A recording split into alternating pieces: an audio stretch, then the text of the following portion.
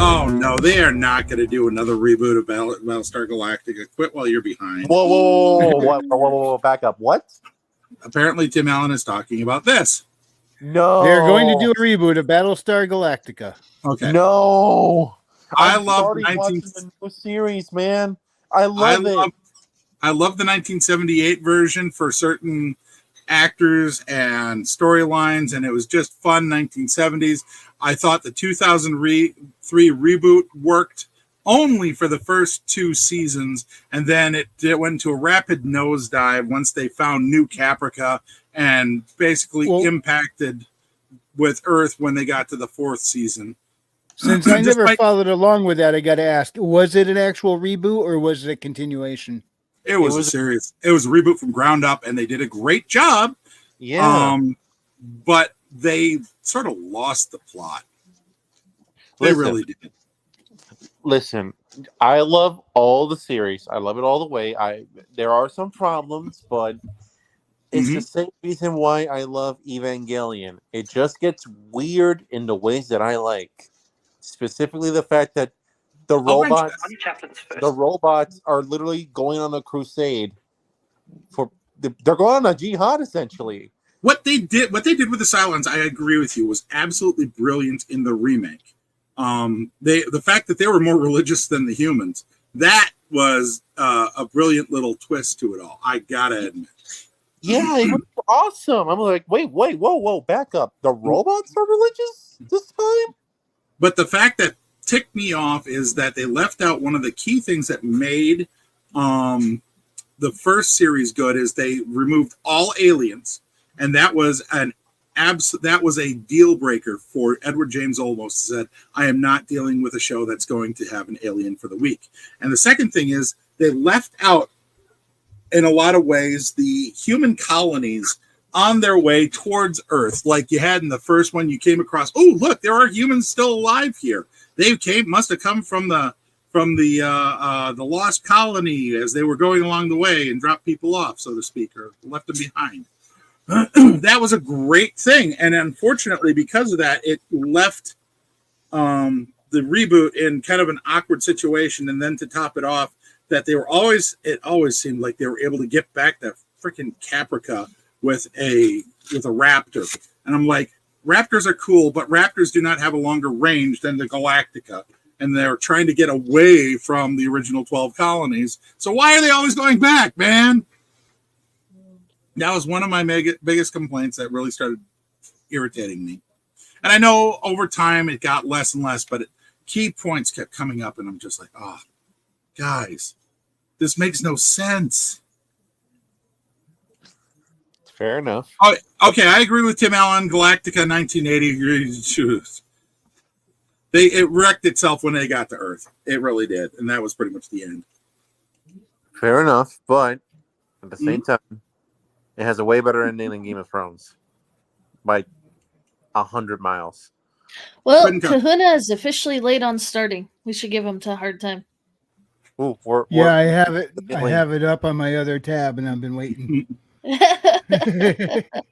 Hold on. Let me go over there. But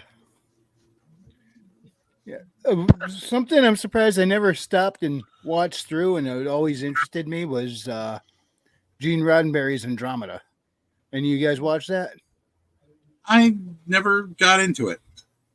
I would start watching it, and nothing in the characters really grabbed a hold and made me want to watch more than a couple minutes of it. Yeah.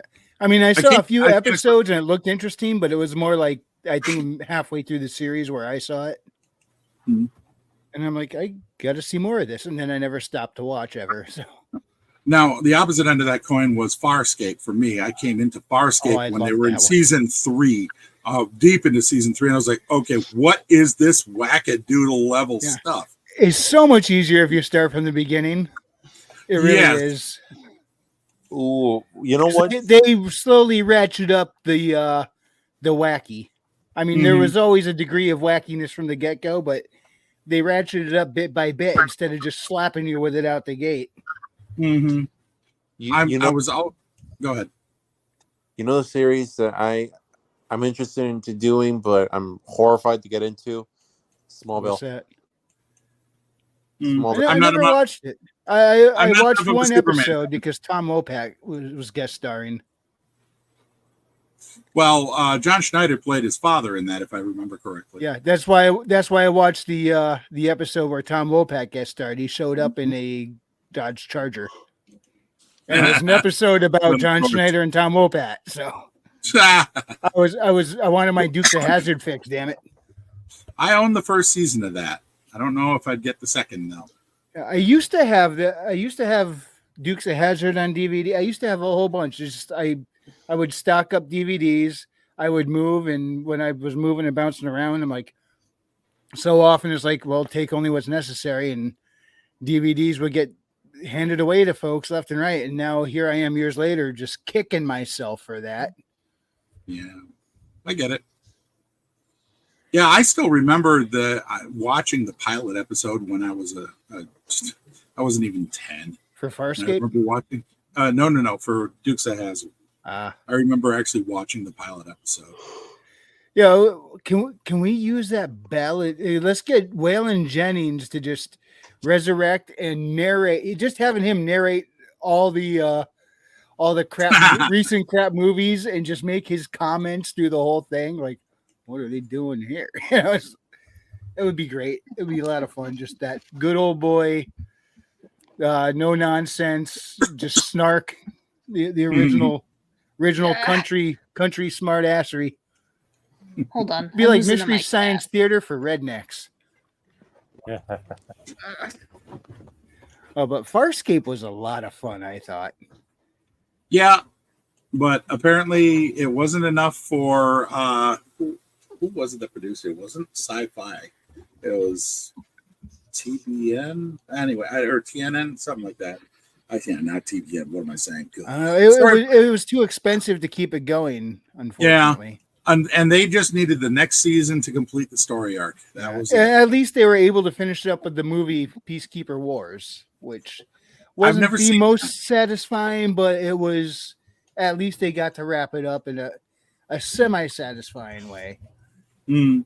Yeah. I need to watch it sometime. I never have. It just keeps slipping off my to watch list.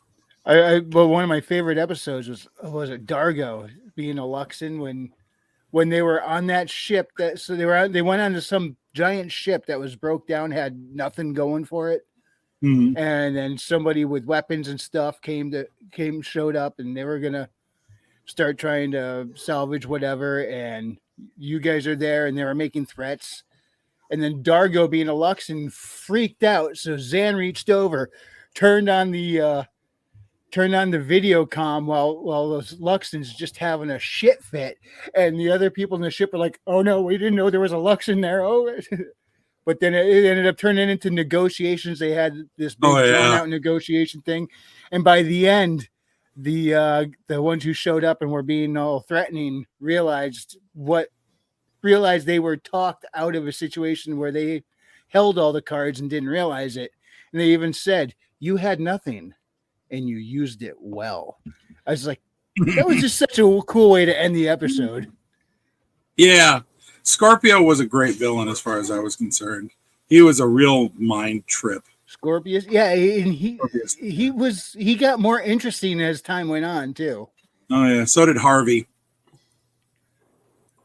That's kind of what made it work. That's what really kind of hooked me in, is what in the heck is going on to John Crichton? I'm trying to remember who Harvey is.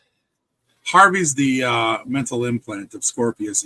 Oh, that's right. That's right. So he called him Harvey. It's like the whole movie. And then what was he always calling Rigel? Sparky. Yeah, it had a lot of good things going for it. The Henson Company really blew everybody's mind with all the crazy stuff they were able to do, and that's kind of what made it work for me, where the series got more interesting over time instead of less interesting, but then it just, critical acclaim took its toll and nobody wanted to watch it anymore because it was getting weird, man. But what really sold it was how well they all interacted together. Yes. And, Bren Bowder and Claudia Black, they always worked together on screen so well that it even carried over to Farscape, Stargate. Yep, Stargate, SG-1.